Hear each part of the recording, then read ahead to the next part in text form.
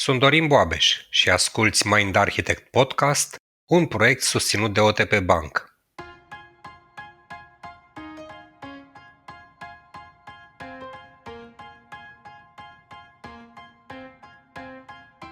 Unul dintre cele mai solicitate, în același timp cele mai puțin adresate subiecte, traumele reprezintă o temă de discuție sensibilă, tabu încă pentru mulți dintre noi. Tot mulți dintre noi însă au simțit și trăit efectele unei experiențe traumatice în viața lor. Așa că am cerut ajutor și am invitat-o pe Alexandra Irod să ni se alăture în misiunea de a ne clarifica ce sunt traumele, dar mai ales ce se întâmplă cu mintea noastră în urma unei experiențe traumatice și cum putem începe să ne vindecăm. Află în episodul de astăzi de ce crearea unei părți supraviețuitoare nu înseamnă vindecarea după traumă, care este procesul de transformare din victimă în agresor, dar și de ce iertarea poate fi doar o iluzie a vindecării.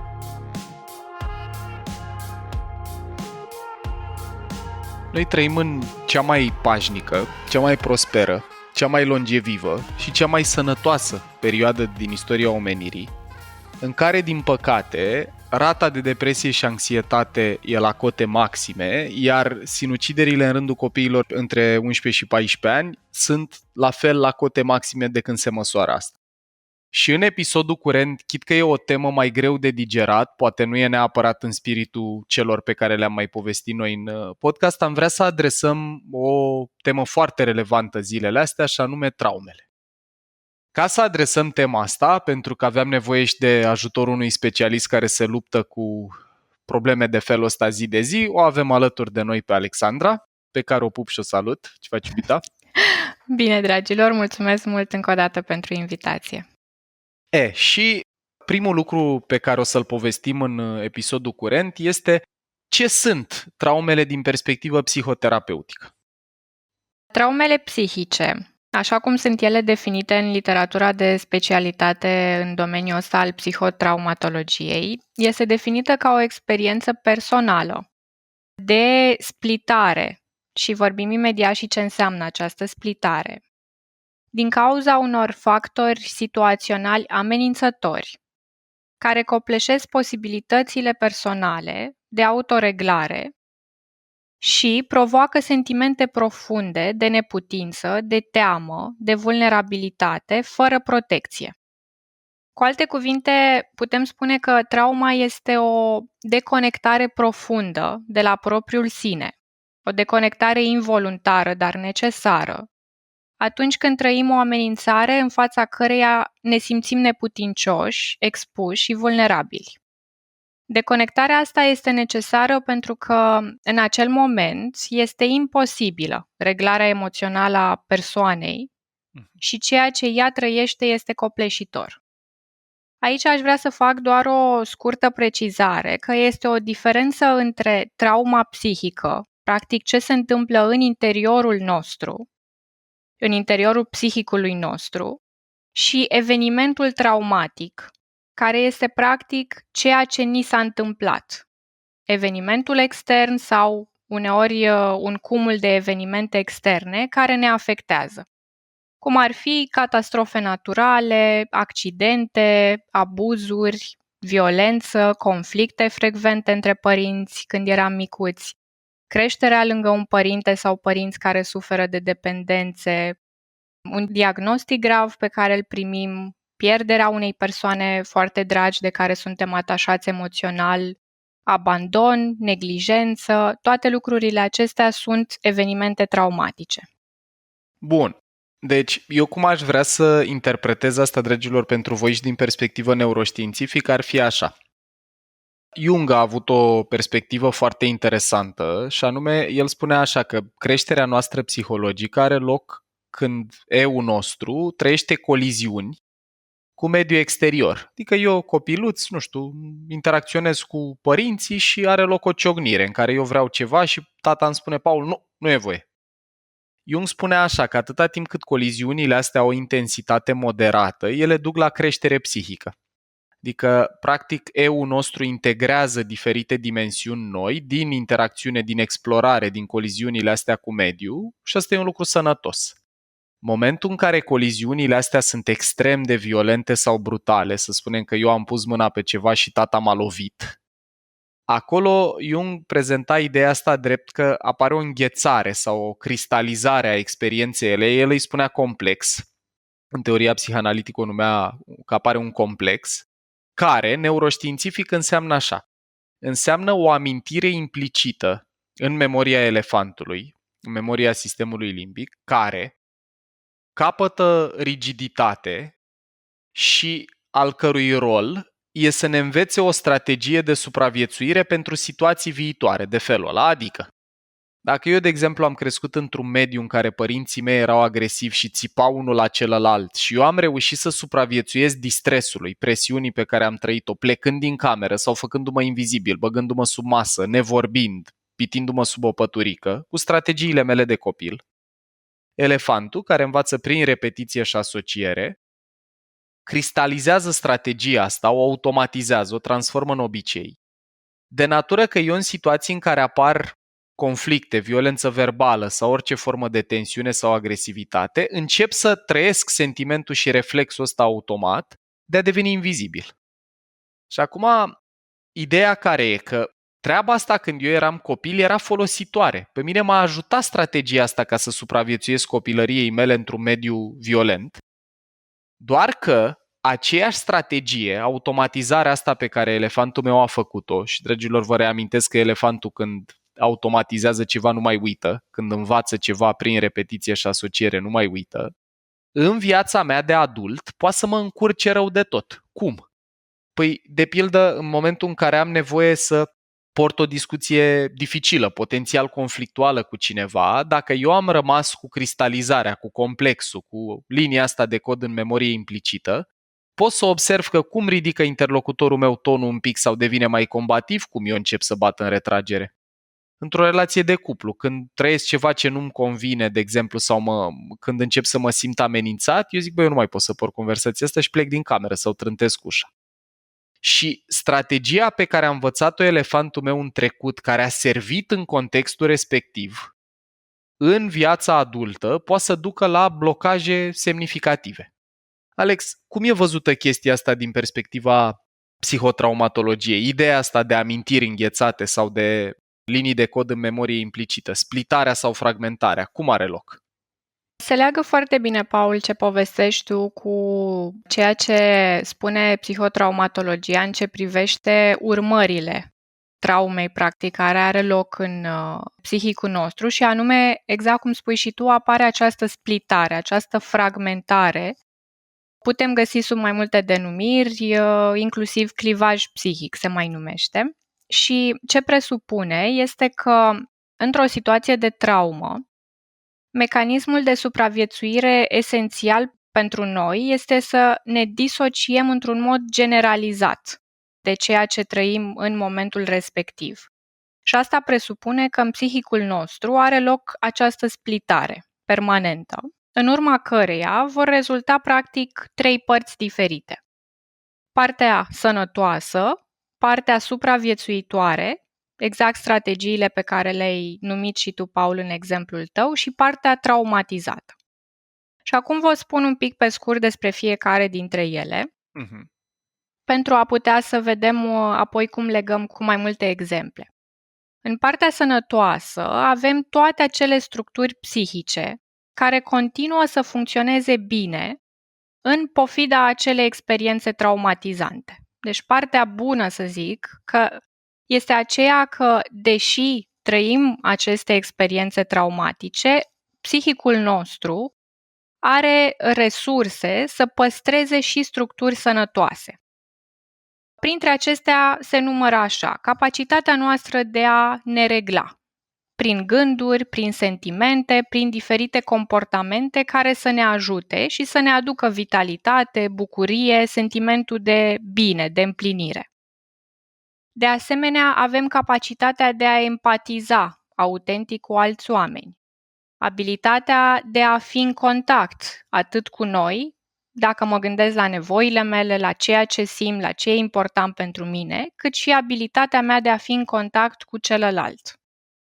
De asemenea, printre structurile sănătoase mai avem responsabilitate, pot să-mi asum responsabilitatea pentru acțiunile mele, sunt deschisă să aflu adevărul, să-l înțeleg, să fiu conștientă care a fost experiența mea de viață, fără să încerc să o neg sau să o minimizez în vreun fel. Am un contact bun cu realitatea, adică pot să văd în viața mea atât lucruri bune care există, cât și lucruri poate mai puțin bune, dar e această viziune mai degrabă echilibrată legat de ceea ce eu trăiesc. Simt o încredere și un optimism legat de ceea ce trăiesc în prezent sau ce îmi doresc să se întâmple în viitor. E sentimentul ăsta așa foarte visceral, să zic, de încredere. Și simt că am forță să pot să mă uit la experiențele traumatice pe care le-am trăit, la experiențele traumatizante și să reușesc să le vindec. De aceea, în momentele în care părțile sănătoase, zic, sunt suficient de consolidate, oamenii vin și caută ajutor. Că e terapie, că sunt alte forme de vindecare pe care ei le găsesc utile, dar în momentul acela oamenii sunt dispuși să se confrunte și cu durerea pe care au trăit-o. O mențiune aici, Alex, din ce ai descris tu, mie astea îmi par foarte multe dintre ele funcții prefrontale, adică se bazează foarte tare pe călăreț.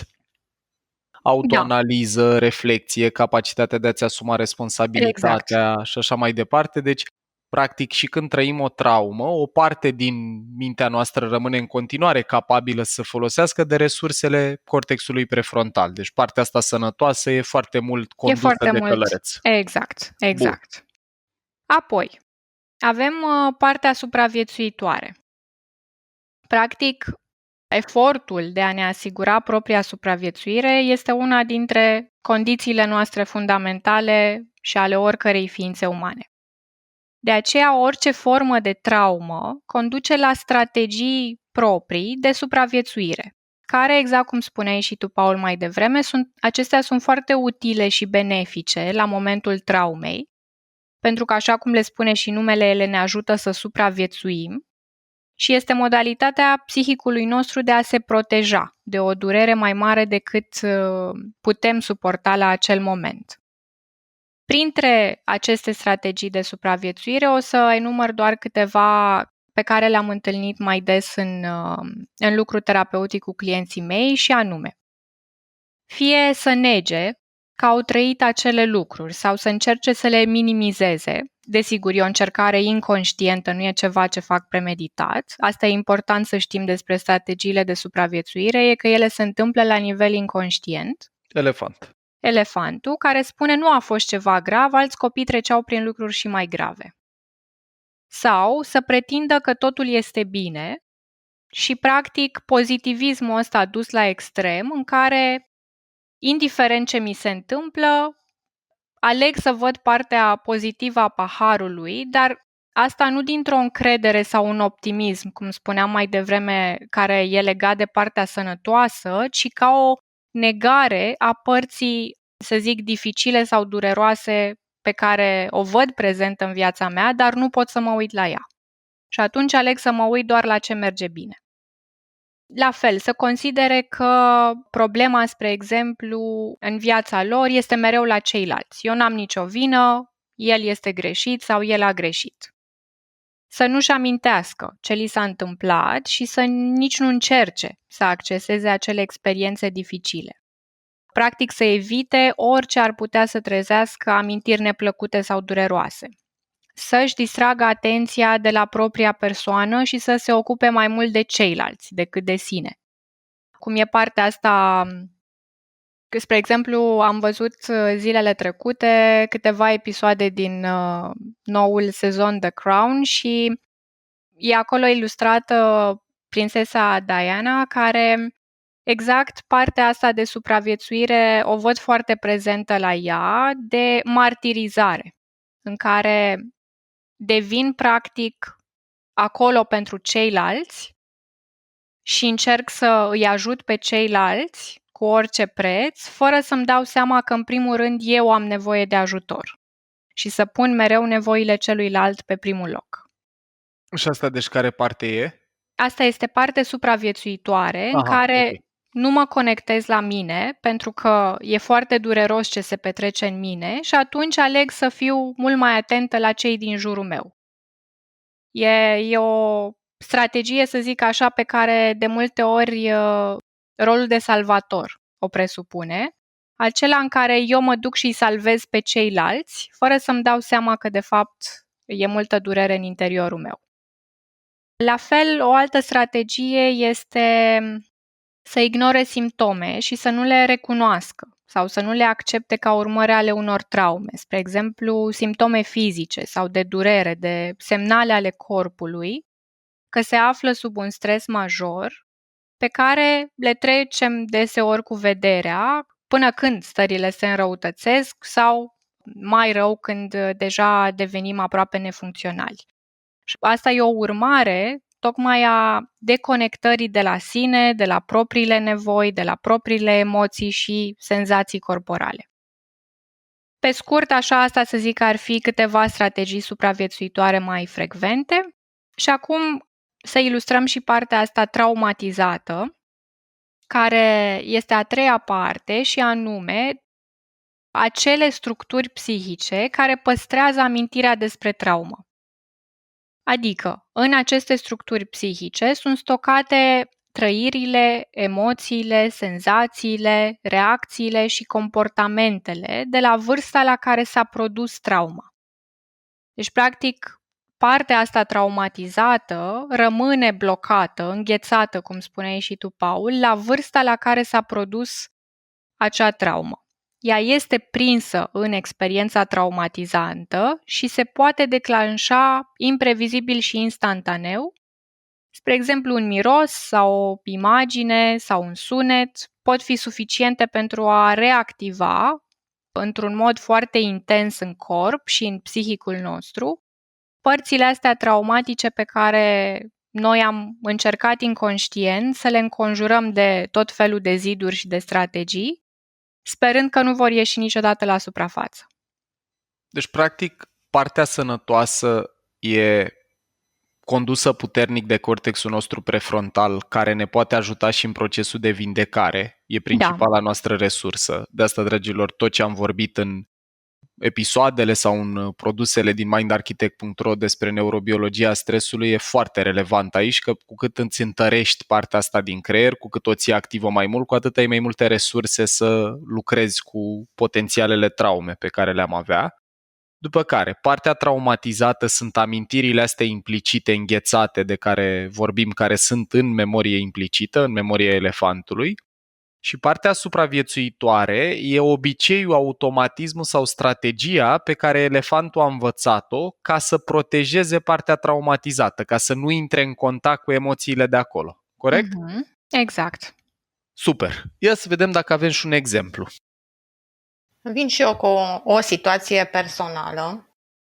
Eu am crescut într-o familie în care tatăl meu, fiind dependent de alcool, certurile și atmosfera încărcată erau aproape zilnice.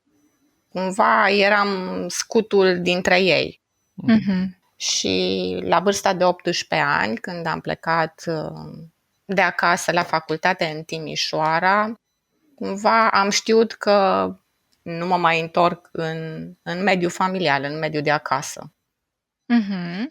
Deci, practic, Dana, din ce înțeleg la tine, strategia pe care tu ai găsit-o odată ce ai avut vârsta, să zic, autonomiei și independenței, când ai împlinit 18 ani, strategia pe care tu ai văzut-o la momentul respectiv a fost să pleci de acasă, să eviți cu totul mediul respectiv. Mă mai întorc, da. Și asta e partea supraviețuitoare, înțeleg, Alex, da? Deci e partea asta e partea supraviețuitoare, exact. Ca în momentul în care adultul a avut mai multe resurse și a devenit autonom, a luat decizia de a pleca de acasă. Bun, și cum se manifestă chestia asta, Dana? Poți să ne povestești un pic evenimentele astea timpurii? Ce impact nu neapărat folositor au avut în viața adultă? Cu ce comportamente a rămas elefantul tău după ce a învățat obiceiul sau strategia asta de a evita sau a fugi de un loc care a produs multă durere? Cred că am preluat, sigur am preluat obiceiul de a mă certa și de a fi agresivă. Eu Deci am ai pus învățat prin asociere așa și repetiție și strategia repetiție, pe care da. o vedeai la ei. Exact. Și Ok. foarte multă vreme, eu ziceam că am un temperament coleric, dar îmi dau seama că a fost foarte multă furie, cred că, și tendința de a mă lua la ceartă și a ridica tonul. Și abia după câțiva ani de când m-am căsătorit cu Dorin și el fiind o persoană foarte calmă și caldă, nu mai aveam cu cine să mă cert. Chiar dacă mergeam după el să îl provoc, asta era nevoia mea, el a reușit cumva să reziste la atacurile astea ale mele verbale și nu pot să zic că în puțini ani am reușit să nu mai am tendința asta de a mă certa. A durat ceva vreme. Că elefantul se recablează greu. Exact, da. Am avut un mare noroc cu el, cu firea lui și cu calmul care Deci, Alex, a să ne venit în spui, relație. dacă am înțeles noi bine, deci practic energia pe care Dorin o are a amplificat partea sănătoasă din Dana, a susținut-o practic, a Da, reușit i-a să oferit țină... un mediu de siguranță, de încredere că acolo nu e ceva amenințător. Bun. Asta a ținut cortexul prefrontal funcțional, a ținut călărețul în control și a dat Danei mai multe resurse să se poată conecta cu durerea, cu partea asta traumatizată, de natură să dezghețe, să stingă, să poată vorbi acum, iată, și în episodul nostru de podcast. Și Dana, îți mulțumim tare mult că Mulțumim mult povestești pentru asta. E deschidere. Drag. tare, tare important. Ăsta în sine, cred că e, nu, Alex, un exemplu Da. De parte sănătoasă, în Exact. care pot să vorbesc despre experiența aceea fără să mă mai simt copleșit emoțional de ea, dar să o văd așa cum a fost ea în realitate. Adică să pot să văd durerea copilului, să pot să văd frica lui, să pot să văd că poate i-a fost rușine. De multe ori în familiile în care există un părinte alcoolic e și foarte multă rușine Da, înghețată acolo. a fost și nu pot să zic că neapărat a dispărut, dar foarte mult s-a estompat. Pentru că trăiam foarte multă rușine, tot așa cum zice Paul, elefantul meu a învățat că trebuie să-mi fie rușine și să nu vină lume la noi în casă. Să nu ieși în evidență, Să practic. nu ieși în evidență, da. Cât mai puțină expunere, da. Uite, eu aș vrea rapid de tot să dau un exemplu care poate să aibă și o valență profesională. Acum că înțeleg mai bine teoria, eu ce am trăit când eram mic era că aveam parte de ajutor de la figurile mele de atașament, dar de multe ori după ce venea ajutorul, venea și o formă de persecuție. Ți-am zis să înveți mai mult, câte fac eu pentru tine, nesimțitule, n-ai mâncat, n-ai făcut, n-ai dres. Asta nu era o chestie foarte prezentă sau foarte frecventă, dar era suficient de frecventă încât eu ce am descoperit la mine în viața adultă, și Alex m-ar ajuta să mă treci prin cele 3 părți cu experiența asta a mea, eu am descoperit că am dificultăți mari în a avea încredere sau în a mă baza pe ajutorul altora dacă contextul sau contractul ajutorului nu e foarte tranzacțional. Adică tu faci asta pentru mine, zi-mi repede ce vrei în schimb ca să nu mă poți ataca. Și asta ce ar fi, Paul? Păi asta mie mi se pare că e parte supraviețuitoare, e mecanismul pe care eu l-am învățat ca să nu mai simt vreodată durerea aia, trădare sau cum am perceput-o eu copil fiind. Iar partea sănătoasă pe care o simt mult mai puternică decât era acum niște ani e că am în jurul meu oameni care mă ajută și fără condiții, inclusiv oamenii care îmi reproșau inițial lucruri nu o mai fac sau o fac mult mai rar dacă primesc ajutor, acum nu prea mai primesc și reproșuri după. Și faptul că am mediul ăsta cu multă grijă în jurul meu, de la cum ești tu, la cum sunt părinții mei acum, la, nu știu, cum sunt oamenii cu care lucrez, asta a amplificat, mi-a dat spațiul ăsta de siguranță care ține călărețul funcțional și care a temperat din intensitatea cu care elefantul intră în mecanismul ăsta de supraviețuire în care trebuie să normezi, să reglezi, să fie totul tranzacțional, că altfel există riscul să pățești ceva nasol. Exact, și uite, și în cazul tău și în cazul Danei, ce am auzit este că ce a ajutat în primul rând la vindecare și la atenuarea strategiilor de supraviețuire care se declanșau în astfel de situații a fost să simțiți că aveți relații cu oameni care vă oferă un model diferit. Adică, în primul rând, că vă oferă siguranță, încredere și vedeți că nu vi se întâmplă lucruri rele așa cum ar fi anticipat probabil elefantul că s-ar întâmpla și în momentul prezent, dacă a trăit-o atunci foarte intens în trecut.